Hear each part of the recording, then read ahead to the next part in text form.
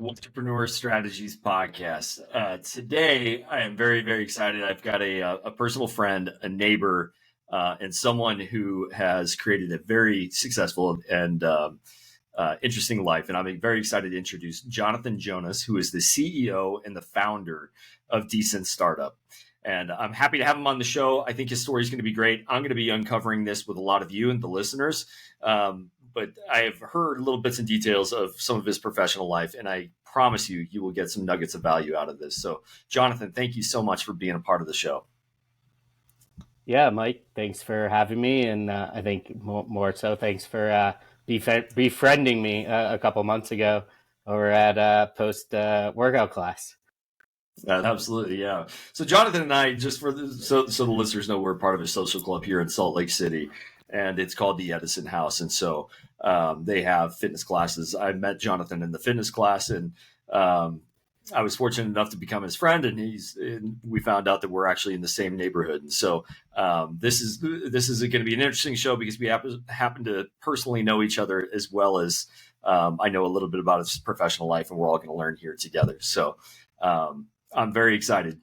Jonathon, I want to say you are a fellow Big Ten University alumni. And so I'm very excited to have an alumni on the show that doesn't happen to be that big of a rival to my school, the University of Iowa. So Michigan State alumni, Spartan through and through.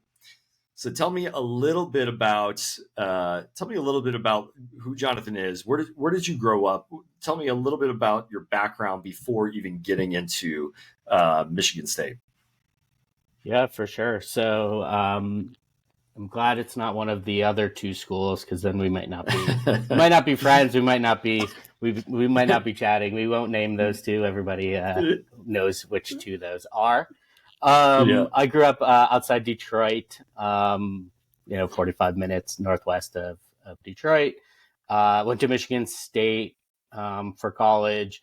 Initially, actually, wasn't exactly sure what I was going to do from a school and professional perspective. Initially explored the pre-med route and actually joined the student athletic training program via the kinesiology school at Michigan State. Amazing program. Once I got into classes such as physiology and anatomy, I realized that wasn't the path for me. My brain just doesn't work that way. I ended up finishing the athletic training program. As I said, it's an amazing program. For 3 years, you get 6 different rotations. And so I got to work with the football team a couple semesters, got matched up with one of the local high schools to support some of their teams, worked with the women's field hockey team, the men's soccer team. So really interesting way to sort of experience college, especially at a school like Michigan State. And halfway through that program, as I mentioned, the pre-med route wasn't for me. And so I actually explored joining the business school as well. And so ended up finishing the kinesiology program, and then also graduated with a degree in supply chain management, which is what I've been working on now for the past 15 years or so. Before graduating school, I ended up joining a third-party transportation company. So I was working and in school.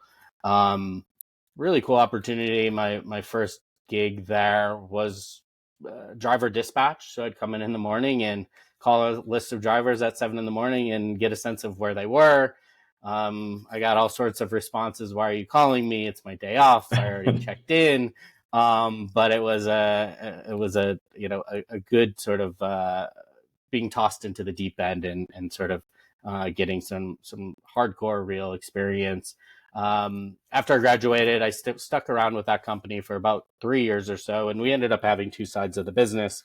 We had our own drivers, so they were picking up and delivering freight all across the country. And then also we had a brokerage division, so we were buying transportation on behalf of our customers who were moving bottles, car parts, construction supplies, really you name it. We were managing transportation. I was still in Michigan at this point, and so this is, call it end of 2008, beginning of 2009. and our business was heavily reliant on the automotive business, being in Michigan. And if we all remember, that was a really challenging time for the entire economic environment, and then especially for the automotive world. And so actually ended up losing my job. Those couple of companies actually closed down. And I had no idea what the heck I was going to do next, and actually moved back home with my folks. I remember having a really specific conversation with my mom, and she was like, all your stuff is in the living room and it's not unpacked. Like, what's your plan here? And I said, I don't know what my plan is other than that I'm not staying here.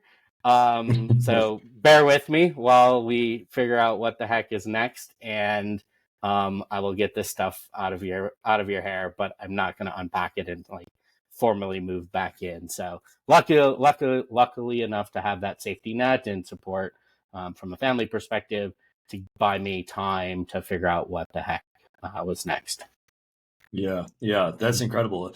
And so what I'm hearing, what's interesting is a lot of times I think, especially, maybe with some of the younger generation here, I think there's a lot of assumptions that you go to school, you get your degree, and then you immediately get out of school and you're living your dream, making a lot of money, you're working your way up in whatever company.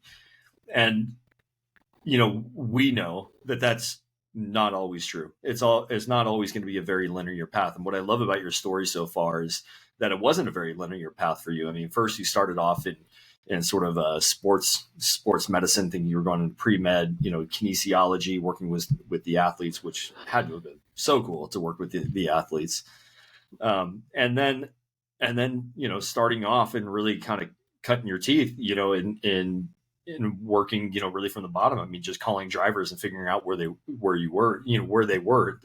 So you have to start somewhere, and then obviously that path came to a halt when you moved in with your folks for a short while. And so it's important to express to a lot of people that your trajectory to success is not always going to be a straight path, and there's going to be ebbs and flows and bumps on the road. But it's being able to pick yourself back up and take that next leap, and still, despite probably not feeling very great in that moment at your folks' house, but having confidence and a belief that it was going to change. I mean, you never unpacked your boxes, and I think that is a crucial detail. I mean, you never accepted what could have been failure to a lot of people once they accepted that phase of their life, but you didn't even bother to unpack your boxes. You knew that something was going to change. So I applaud you for that, and I think that's a really great story and a really great example for a lot of folks out there who have maybe took a leap and had bumps in the road. Definitely. I mean, a little bit more there. It was on my 25th birthday. I moved out of my apartment, and that was the day I was driving back home, and like that was a teary-eyed drive home. 2 hours or whatever it was, and it was not enjoyable in the moment. But as you said, like you sort of have to just persevere and stay positive and keep like thinking forward, being opportunistic, and being aware of the different opportunities that were out there. And I think also like being willing to try different things is really important. I remember in that process, I had interviewed at a company, a local company, to where I was living before moving home, and they offered a job, and it didn't make sense in the moment. But I figured I might as well try it and see what happens. And I remember, I think I was there in the morning for an interview, and sort of got to sort of the end, and the person that I was working with, said like, when can you start? And I was like, I don't know, today. And he was like, great. And literally I think maybe grabbed some lunch and then came back that afternoon and actually tried it for, I don't know, a day and a half, 2.5 days. It was like a very short period, but I was willing to give it a shot. Luckily enough, they were willing to like be just flexible and have somebody join. And that's not always the case, but I think it's important to like, just keep moving keep moving. Hopefully it's moving forward, but definitely like continue the movement is really, really important. Yeah, exactly. Yeah. And so tell me, what do you think that was when you came back to your folks' house and you didn't unpack your boxes? Can you walk us through what was going through your mind? What were you thinking? What was the reason why you didn't pack your boxes? And what do you think ultimately drove you to not accept that reality? Yeah, I think it was just a part of the like the grander process. In hindsight, you know, I didn't really know what was happening or what wasn't happening or why it was happening. But I felt like I had a good enough foundation from, you know, the couple pieces of paper from college that, you know, were, I think, much more important 15 or so years ago than they are today. Like it's still of value, but there's definitely alternative paths, more prevalent alternative paths today, which which is awesome. And I waver on, you know, is school the right path or not, for others. Um, and so I think like, you know, feeling like I had a good foundation. I had some really good working experience. You know, I felt confident in that. And so it was sort of back to the drawing board. I had gone through lots of interviews as I was graduating college, to figure out what I was going to sort of be doing first as my first real job. So I had what I thought was some like decent experience on that front. And so, you know, it was a little bit of networking, which is what led me to my next job. But I was applying, I was writing resumes and submitting cover letters, you know, not that different than what happens today. And, you know, you get excited about the different opportunities. And I just sort of tried to take the positive energy from wherever I could, to keep things, you know, progressing for myself. And again, also had this like lovely safety net of like I had some flexibility, I had some time, which definitely takes pressure off of the situation. And I know not everyone is, so lucky to have that, as well. Yeah, yeah, that's great. And it's such a common trait among entrepreneurs. And I think that's the sort of having that optimistic outlook, being positive in your circumstance, being positive in and having confidence in your abilities, and never losing sight of that. And I think that's an important entrepreneurial characteristic. A very common therapy question or statement. I think it's Brene Brown says the story I'm telling myself is, and then it's like dot dot dot. So it's just having reflection on what's the story you're telling yourself, and the story for you could have been, I'm a failure. I don't know if this is the right path, but the story you told yourself is, I have this degree, I have the capability and the knowledge to continue down this path, and it may take a little bit of time, but you're going to get there. And so it's an important difference between in your thinking, and it shows the resilience that you had. So tell me, so you got that first job, you ended up putting your resume out there, a little bit of networking, you got your job, I'm assuming back in supply chain management. Where did it go from there? Yeah, so it was again in this world of like just like giving things a shot. I ended up getting two offers at really the same exact time. One was in Baltimore and one was in New York and New Jersey. And the funny enough on the Baltimore one, again, it was very early on in my career, so I wasn't at a place where they would be willing to like fly me out and wine and dine me from an interview process. So I actually drove, from Detroit to Baltimore, for an interview, and then took a bus from Baltimore to New York for the other interview. And so ended up joining a company called Ideally. They were in the flash sale space. So really my first job in the e-commerce world. Again, I don't know, 15 years or so ago. E-commerce definitely wasn't what it is today. But I got an opportunity to join an early stage company. That industry was incredibly hot, growing really fast. And I actually spent most of my time working at our warehouse versus our corporate office. And so got to really sort of, roll up my sleeves and be hands-on in the in the sort of hardcore operations world of helping unload trucks and going through merchandise and doing inventory counts and pulling inventory for photo shoots, and really got to see from a really inside perspective of like, what e-commerce operations is like, not only today, but back then. And so I did that for a couple of years. And then I got really the opportunity that has like really springboarded my career. I got an opportunity to join Bonobos relatively early on at their business. Really took the same role I had, but I got to work primarily at our corporate office versus every day at our warehouse. So got to take the learnings and experience and then apply them and really be the liaison for Bonobos between the internal company and our third party fulfillment partners along the way. Was really the first formal operations hire for that business. Got to build that team and spent about almost 4 years there. Got to lead our operations team. Then there was an opportunity to join and lead our customer service team, which was an amazing opportunity. At that time, we had probably a team of about 30 or so working in Manhattan, in office, answering phones, emails, live chat. Customer service at that time was much more an internal effort than an external or a hybrid approach like it is today.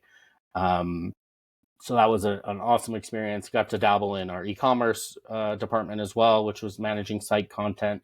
So really, this is me getting an opportunity to take on a much more diverse set of responsibilities and gain experience across different components of the e-commerce world, which I'm still doing today. And then the other part that was fabulous about Bonobos is the network and friendships that have been that were generated and built and are still sustained today for me personally. A lot of people that I work with today on my team, I met at Bonobos and we were on the same team 12 or so years ago. A lot of the clients that we work with today come from Bonobos. We've worked with Bonobos as an agency and supporting them as a client, even as recently as a couple of years ago. And so that world has became one with me back then, and has remained to up until this point, and I think will remain going forward. Deanna, my partner, we met at Bonobos. We've been together now for about 10 years. And so there's so much good that has come from that opportunity at Bonobos. That's amazing. Yeah. Yeah. And it seems like that was one of those one of those defining moments. I think every entrepreneur has sort of it's not really a break, right? Because most entrepreneurs, it's not like you luck into it. There's work behind it, but there's a building force behind the change, and it seems like the change was moving into the e-commerce space, which you had mentioned was very much growing at that time, and then taking that leap over to Bonobos and just having network of good friends, but also very good contacts that seem to set you up for success later. Explain to me, because I'm not well versed in the supply chain management world, and specifically e-commerce. What was so different back when you started in e-commerce to where it's at now? Yeah, I think the one thing that stands out or jumps out immediately is the technology today is much more developed. It's much simpler to utilize. It's much lower cost to get started and get in. I think that a lot of the principles are the same, but Shopify wasn't a thing when we were working at Bonobos. We had to have lots of software development resources, constantly trying to evolve a website. And a company like Bonobos today, or another large brand, definitely has software development resources. But the ability to get started for a new brand today, if you have a credit card with a very small credit line, and either our friend or a team member that may be well versed in the like Shopify world, as an example, there are others out there. You really can get started rather quickly and with a low cost investment, versus back in the day you weren't able to do that. So I think that's probably the main piece. I think from a customer facing perspective, which I think is also important, the concept of going direct to customers wasn't as prevalent today as it was then. There were the folks of like LL Bean were selling via catalog, for a really long time prior to Bonobos. But when we were working on Bonobos, like we were one of the first e-commerce brands that launched purely online, selling men's apparel primarily to men, in this direct concept. That wasn't the norm. Yes, there were others out there, and there was a lot of fast followers in all sorts of beauty categories, Makerspace, meal kits, eyeglasses, shoes. Like it's very prevalent, and I think like we don't even notice it anymore because it's so commonplace. But I think it was definitely different back then. So things are, from a consumer and advertising marketing perspective, there's a lot more saturation, and it's just more, very natural for us as a customer, right? You go to the store, you shop online, like there's not a lot of, I don't think there's a lot of intentionality necessarily. It's just like, where does it make sense to get my product, for whatever the use case or need is. So I think the technology is definitely different. And then the landscape is very different.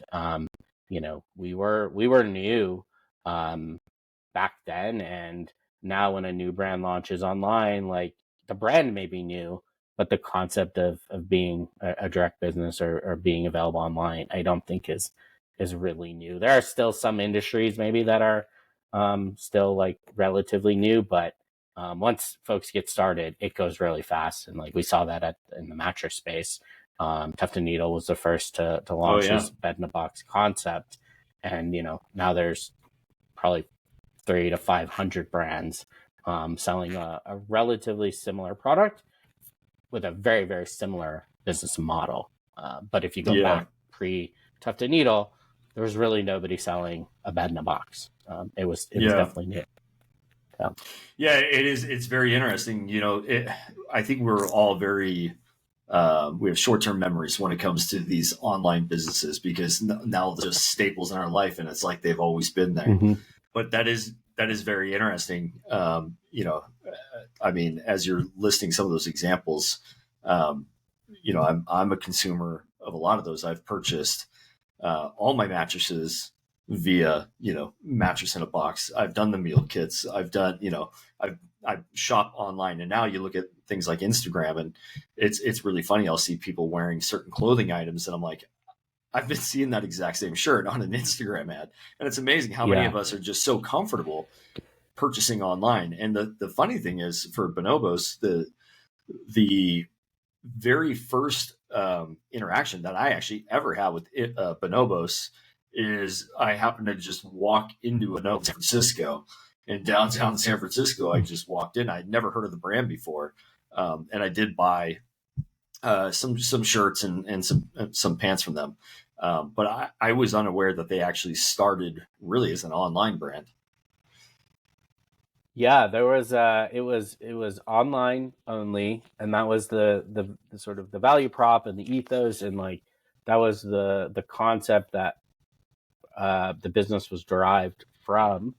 And probably for the first don't quote me on the timelines here, but probably the first 4 or 5 years, that was the only place you could buy product. You could buy product at bonobos.com, or if you could figure out how to find your way into the corporate office on the fifth floor of our Flatiron in the Flatiron neighborhood, you maybe could weasel your way into like trying product in like what was like sort of like a makeshift showroom.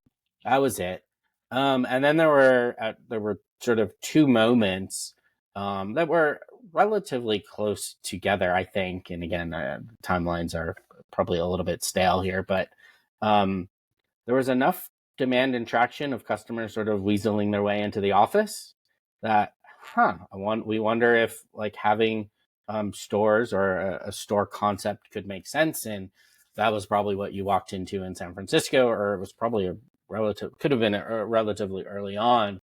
It was one of the first guide shops that opened. And so we had this approach and this model of not really holding inventory. We would have samples, sample sizes, sample fabrics, colors, different materials that you could try on and touch and see. And then a guide would help you through the ordering process. And then that whatever you purchased would get shipped direct to you. So sort of like a hybrid approach from a step into retail or brick and mortar retail. But and I don't know how many guide shops Bonobos has today, but probably 50 or 60 around the country. There's actually one here in City Creek. I don't know if you've been down there lately. And then probably a couple years after that, there was a partnership that was formed with Nordstrom, and that was another step in sort of into another channel and going into brick and mortar, and where we sold to Nordstrom. We sold Nordstrom product in a traditional wholesale retail relationship. And the perspective evolved, and I think also this is something else that has changed with e-commerce is, we were really what's the right word? We were really strong in our perspective that we needed to be direct, and that was the only way we could interact with customers. And then customers told us that they wanted product in person, and they wanted to be able to get it at other places. And so this concept of omni-channel, or being in multi-channel, became really important. And I think today there are probably few brands that start with a perspective of like, we are only going to ever be in one channel. And I think we're seeing brands today get into sort of this multi-channel approach really as quickly as they possibly can. We have a client today in the sporting goods market, and they are a direct business through and through, but they have really nice traction in Dick's Sporting Goods, and they're leaning really hard into that relationship relatively early on because it's been an important aspect of their business, and they believe that in a future world, like, they'll probably be in Dick's and others, and then they'll also have a really strong direct relationship with their customers as well. And so it definitely can work in that sort of multi-channel, omni-channel way. I'm personally, like, I believe in the concept of like, you should just be wherever your customer wants you to be, and you should figure out like the right product and the right economics. And it's not everyone agrees with that, but that's my take, at least in sort of present day. Yeah. So, I mean, you have obviously a vast knowledge in e-commerce and just sort of the history of it and where it's at today. And, I've gotten to the point of having your own philosophies of how e-commerce should really work, how companies should get to their clients. So tell me, you were at Bonobos, you met a lot of contacts. You obviously learned from kind of an originating online brand. How then did you make that jump or leap into what you're doing now? Yeah, there's a lot of different steps along the way, but I'll try to condense, and happy to share more where it makes sense or when it makes sense.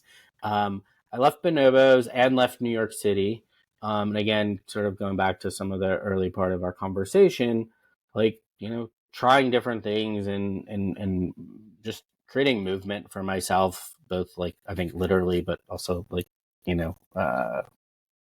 figuratively as well. Left New York, was ready to take a break, moved up to Boston, which was not actually the right break that I was looking for from New York, but got an opportunity to co-found and help launch Purple Carrot in the vegan meal kit space. If you remember back to those years, folks like Plated So, and and Blue I, Apron were oh, go ahead. Yeah. no, I just, and I Yeah. want to give our listeners a little bit of a little bit of background here. You invited me over to a get together that you had at the house, a barbecue, and I remember someone had just said, "Oh, you co-founded a Blue Carrot. I had no idea, or Purple Carrot. I had no idea." And as I'm overhearing this conversation, 4 or 5 other people chimed in and all said the same thing with such a surprise, and were actually customers. I had personally not heard of Purple Carrot, but obviously it is something that. So I'm very excited to dive into this because it was. I had a moment where I was like, "Who is this guy?" Yeah, and I haven't worked at Purple Carrot in, I don't know, 8 or 10 years, but it's still really exciting to see and in here. It's exciting to see the product in the market, and it's so fun to talk with folks who have come across it and have been either still an active customer or have been a customer at some point in the recent past. But yeah, I got a chance to help launch Purple Carrot, which was an awesome opportunity. That was a next step in getting a sense of what it was like to like start and run a business. One of the stories I share was when you work for a small company, you may be tasked with things like taking out the trash at the end of the day from the office, which is bagging it up, maybe putting it by the elevator or the back door, so that the maintenance team at night can quickly like do their thing. At Purple Carrot, I had to go buy the trash cans and buy the trash bags, put them together, and then also take out the trash at the end of the day. And again, not that like trash is beneath me by no means, but like there were no trash cans and there were no trash bags like when I started. So it was super early on. I spent lots of time packing boxes, going from this store to that store, going back to this store, looking for ingredients. And it was a really cool opportunity to just like try to like make this business into something. I remember our first week we shipped 37 orders. I'm like, that was it. But that was 37 more orders than we had ever shipped ever. And then the next week was a little bit more and a little bit more. And, by the time I left, we were shipping thousands of orders a week. It's a really fascinating opportunity. That space Yeah, was incredibly fast paced, high growth. Food is really hard, especially when you're in the supply chain world. Um, yep, Trying to keep things cold, logistics is expensive, takes time, takes proper equipment. So definitely, I've come across and interacted with different food brands since, but it's not something personally I'm seeking out. Definitely have some scars from that yeah. world for sure. So tell me, Yeah. let's back up. Like, so you mentioned this opportunity came along. So tell me, like, what was that opportunity? And let's dive more into the specifics because as I'm thinking about it, and I love my world, and that's probably more of your world, now as it exists, is more of just uh, fee for knowledge, basically. Fee, it's intellectual knowledge that people pay you for, and that's much seems much easier. Obviously, the getting to having that expert knowledge takes a significant amount of time, but um, in your world of actually starting up a business where you're packing food, first of all, you got to come up with the recipes. Second of all, you got exactly where the food is going to come from, where you're going to get it the cheapest for the most high quality, and then logistically, how do we ship the products? Who puts it together? how does it get out there? And then before all of that, how do people even know you exist? So, yes, I would love to know a little bit more about the opportunity, and then how did you come up with how you were going to do all of that? Yeah, really good questions. So the opportunity itself was Andy Levitt was a founder and CEO. He had been working on the business for probably, I don't know, 6 months or so before we met.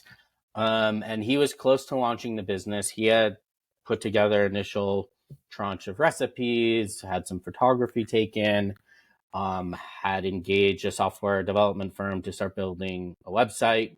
Again, there was no like out of the box meal kit e-commerce platform at that time. Like today, it's actually probably relatively straightforward to start, but there had to be a definitely a big investment there. And he was looking for a partner to help literally operationalize his idea of launching a vegan meal kit offering.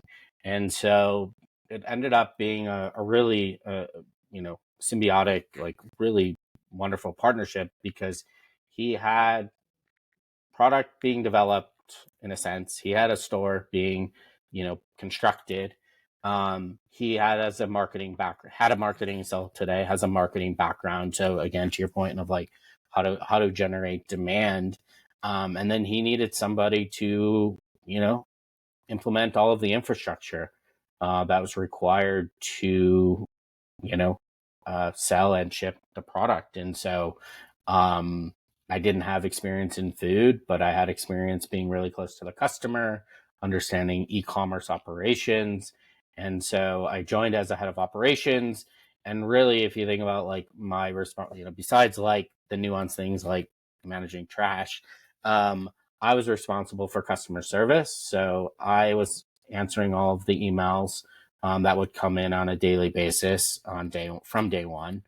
I was responsible for procuring packaging, procuring the ingredients, the assembly of all of our orders.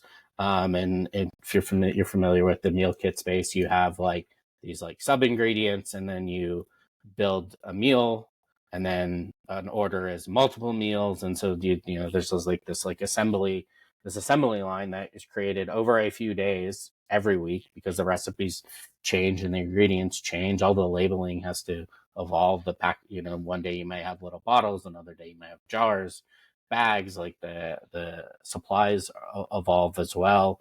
I was responsible for managing the carrier relationships, like connecting with FedEx and figuring out like what day they could actually pick up, and like how to get labels created each week. And so it was very rudimentary at the beginning, and each week we learned a little bit more on how to get better, try to learn from the mistakes that would happen, and try to have the business move forward. I remember the story again. I think this was pre-launch. I got included in one of the conversations we were having, going through the website and the progress that the development partner was making, and we were going through the customer flow, and nowhere in that flow was a concept of when the customer was going to get their order. And maybe that's like not a big deal if you're buying a pair of pants or you're buying a pair of shoes or even a mattress potentially. But when you're getting fresh food, that's really, really important. And as both from a like being able to unpack it and put it in the fridge, but then also like, most of the customers are planning their week in meal planning, meal scheduling at least. And so if you're gonna get your order on Sunday or Monday, and then you can use it first half of the week, or if you're not going to get your order until the back half of the week, then like you need to buy groceries and have something, an alternative at the beginning of the week. And I remember going through that flow and again putting my customer hat on and going, hey, like there's like a huge gap here. And so we had to quickly iterate and figure out, well, okay, well, how do we continue down the launch path, but also create a world where we can at least express to the customer, if you order today, you're going to get your order and your meal kit on X day, which was really important. And if you're familiar with any of those offerings today, like that is like one of the most prominent components of the, membership or subscription or being a customer. Yeah, yeah, absolutely. Yeah, you want to make sure as a customer that you have an expectation of when you're going to get what you paid for. Yeah. Yeah. And that I think that's very, very important, because otherwise it leaves a gap for what you really don't want your customer to feel is when they're questioning, what am I paying for? Or Yeah. we And all have now monthly subscriptions, and we're used to getting it when when we run out of the previous product, that the new product arrives shortly after, if you're on this subscription basis. yeah, and it's status quo. I think we don't even think about it much anymore. But again, early on, that was something that was just like so critical. Yeah. So what ended up happening to Purple Carrot? Yeah. So I left Purple Carrot because I had an amazing opportunity to lead the supply chain department and function with Tufton Needle. But Purple Carrot continued on. They actually went through an acquisition just before COVID.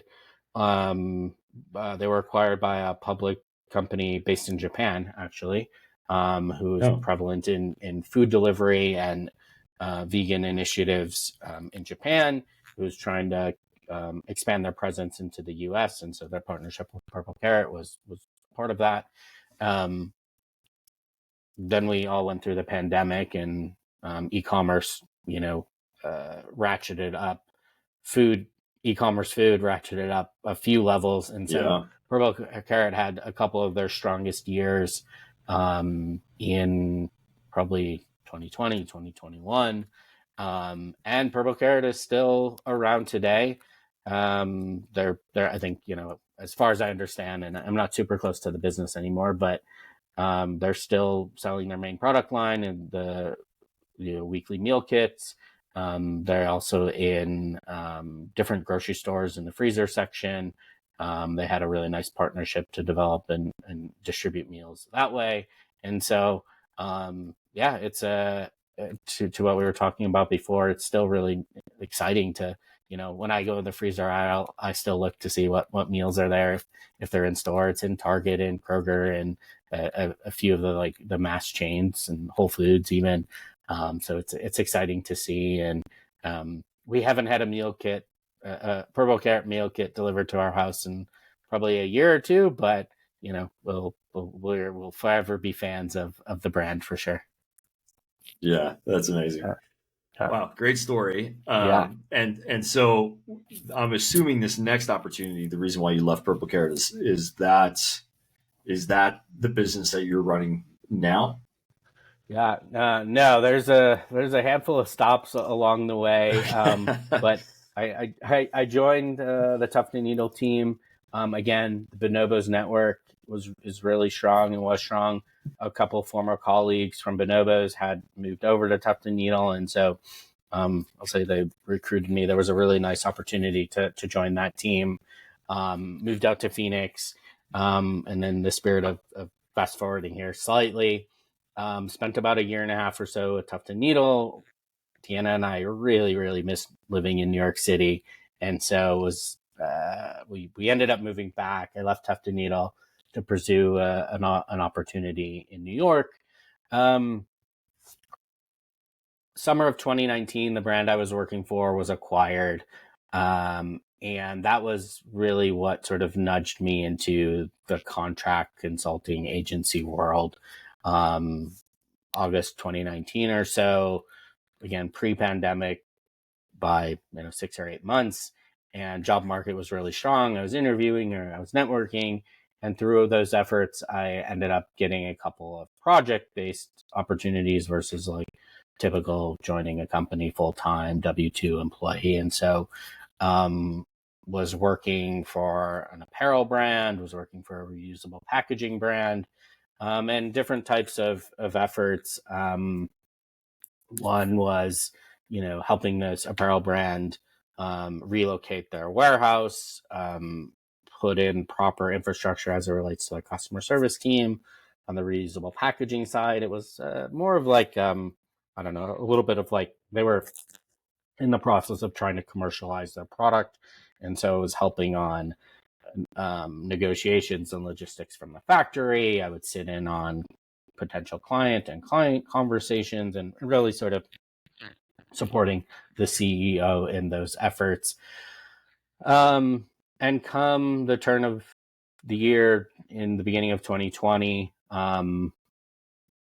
I was having enough success contracting with a few brands at a time. And then a really good friend and former colleague, 3 or 4 times over, Dylan Figlow, was also in this contracting world. We were collaborating on one effort together. He also had a couple of his own projects, and we put our heads together and said, let's put together this Decent Startup brand, which is what Decent Startup is today. The brand is not that far off from what it was, 4.5 years ago. And let's see what happens. So we, officially, formally put the brand out there. We began formally collaborating together. His background is more in the e-commerce marketing side of things versus supply chain and customer service. And so our experience complement each other really, really nicely. And, we sort of think about if you can have a CMO and a COO working together, you can, really own most facets of the e-commerce business that we are familiar with. And so we set out to do that. We had a little bit of traction pre-March of 2020. Then things quieted down for us and for everyone. And luckily enough, we had a couple opportunities that really refired, probably call it June of 2020. And we were able to continue working remotely, collaborating, and building what is now Decent Startup today. We typically are working with brands that have an e-commerce presence. It doesn't necessarily mean they're selling a physical good on the internet. We've had a few engagements, and some of the most gratifying in the addiction recovery space has been really fulfilling for us. We've worked with a national moving company. We've worked with museums. And then we've also worked with like furniture brands and apparel brands and sort of your typical health and beauty, CPG brands as well. And our team today is probably 6 or 7 of us full time.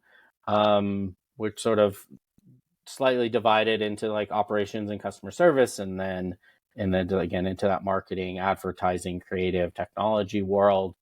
And we do really 2 different kinds of work. A lot of the work we do is we are augmenting teams.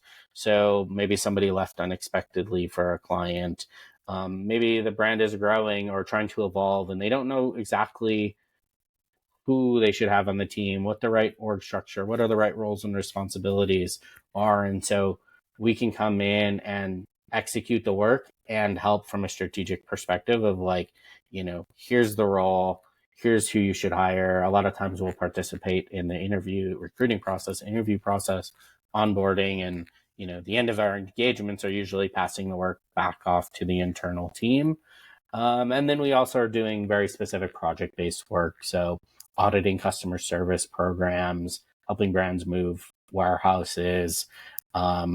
We could be helping them find a new advertising agency and implementing them, and, ensuring there's a proper structure and reporting and visibility and goals are aligned. So it really runs a full gamut. And then the last thing I'll say is we put this brand name Decent Startup together. We come from, primarily a startup background, but I don't think it does us a lot of justice anymore. We are working with public companies. We're working for brands that are, doing $1 billion in revenue or more. And so we also work with pre-launch brands and really everything in between. And so, and some of our most like exciting and interesting work is where the brand is already launched. There are already customers in the market, because we can use the feedback the literal feedback from customers to help improve the business, and then also use the results of the business, the economics, to help drive and inform future decisions. When we work with brands that are pre-launch, a lot of times it's slow going. It always takes longer than anyone could ever plan or expect to launch a brand. It takes more time. It takes more money. There are just like always unplanned things that happen, which, quote unquote, delay. But we do support and advise where we can. But I get the most excitement and energy when there are real customers and real things happening, and we can, iterate based off of those real things. Yeah, exactly. Where it's less of the sort of planning work and more so of in the action. The action's already happening, and how do you interject in real time to enhance their current strategy. So tell me, I'm curious, how do you acquire some of these clients and brands right now? Is that also mostly through sort of some of this networking and interweb of people you've gotten associated with? Yeah, it's definitely almost probably, I would say it's all word of mouth, referral based business. I think one of the things that we've been very lucky, or two things that we've been very lucky. One, we have this like amazing established network that we've worked really hard to build over the last 10, 15 years. And that continues to give back to us. And we're definitely investing in the network and helping others and whatnot. And then I think the other thing that's been really helpful, and I think this is, I attribute this as a byproduct of the pandemic, is that brands and operators are willing to take on additional assistance, help agencies like ours in a really low friction way. I think, pre 2020, if I wanted to sign on a new client, I may get introduced to them, but then I may have to like go fly to their office and meet with them, and then, put together a proposal, and then like maybe go back. And like, right, this just takes like real time and real dollars. And with one of the effects that we're all like still, I think, feeling from 2020 is I can get introduced to someone over email. We could get on the phone or on Zoom or Google Hangout or whatever the next day, put a proposal together, send it over, and start like the next week or the day, the next day type of scenario. It doesn't always happen like that. Mm-hmm. But there's a ton of friction has been removed, I think, from like your sort of like old school sales process, which has been helpful. And so the network and the, trying to take any conversation and call that I can, combined with this like very reduced friction environment, has been really, really helpful. And so, it could be from former colleagues. It could be from current clients or prior clients. Again, we're always willing to offer advice and share. And I get knocked by our team sometimes where I'm like, well, let's just start and we'll figure out the terms of the engagement and relationship later. Because again, like my mentality is like, we should just like, let's just try it and we'll figure it out. And I know we can prove our value and be helpful quickly. And so a lot of times it's just like relatively easy. We don't really do any like formal marketing. I try to be active on LinkedIn, but we're not, we haven't, I don't think we spent $1 on like, paid advertising per se for our agency ever. Wow. That's really incredible. If anything from your story, at least what I'm hearing is just the power in having a strong network, and how it can dividends decades later. I mean, we're 10 to 15 years down the road, you take to the rewards of having established those early connections, and I think that's extremely valuable, extremely fortunate, lucky, but you made those connections to begin with, and then not only that, you have to keep those. You have to understand, I guess, keeping in contact and keeping close with those network of people that pays down the road. Because I think a lot of people, when they're networking, when they're trying to establish themselves, I don't think people are thinking long term enough, right? They're thinking, what can I get those relationships now? And they maybe forget that it's important to not just establish a connection, but to provide value back to that connection, and to keep it for years down the road, because you'll never know when it's going to come back around. I think you nailed it, and there are plenty of voices out there that articulate that much better than I could ever, and have much larger stages and audiences and all the things. But I think that like the long term focus is really, really important. And you never know when something is gonna come back around, or someone is going to come back around, and it may be the opportunity for the next step. And I think, especially in our world today, where we are literally transacting our time for our dollars, any opportunity that I can give that time away for free, I'd actually prefer that. I enjoy that. Like, this type of conversation is much more enjoyable than like sitting down with our client and actually doing work with them or for them. I have to do that as well. But I if I could choose my calendar, it would be to have sort of the networking conversations and offering advice and so on and so forth. Because I find it most enjoyable in the short term, and then to your point, like, you never know when the opportunity may come back around if you're giving and giving, because inevitably somebody is going to want to engage for whatever reason in the future. And I've rekindled very recently rekindled a relationship with one of my first bosses, going back to my transportation days. And we hopped on the phone after a few texts back and forth a month or two ago, and then I needed some advice from him, so I hit him up last week, and we spoke, and he helped steer me in the right direction. And I don't know what will come from rekindling that relationship, but it's nice to know that it's there, and I can lean on it, and he can lean on it. And I think it's so critical. Yeah, I think that's amazing. And just as you're speaking, it really shines through. It's the authenticity behind that. And I think that's really important for a lot of entrepreneurs to realize and to learn early on in their entrepreneurial journey. So, Jonathan, as we're wrapping up, you've obviously had so many different experiences, but with Decent Startup in particular, what do you think has been the biggest lesson you've learned through your years of owning Decent Startup?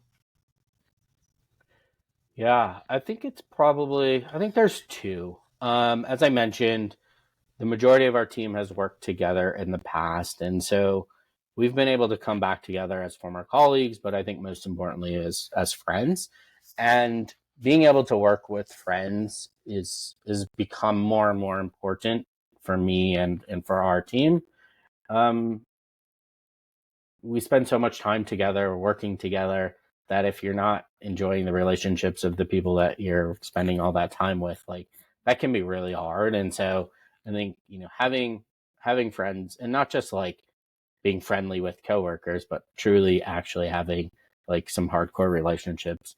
There are times where that's actually really challenging too. It's hard to have really hard conversations with a coworker and a good friend.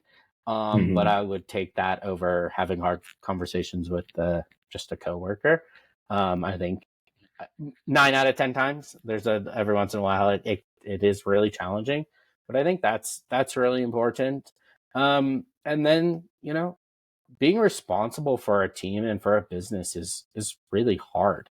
There's a lot of stress. Like, I'm responsible for ensuring that payroll happens, and someone's benefits are screwed up, and like when a client isn't paying us on time, and what happens if we aren't generating enough revenue. Like the realities of running a business are, I get to experience them day in and day out, and it's not for everyone. There are days where I want to opt out, and it's not for me either. But I this world of being the leader of the team and setting the vision and the strategy and seeing how we can execute against that has been entirely gratifying. I don't know if it was clear, but like Decent Startup wasn't the plan. It wasn't the intention.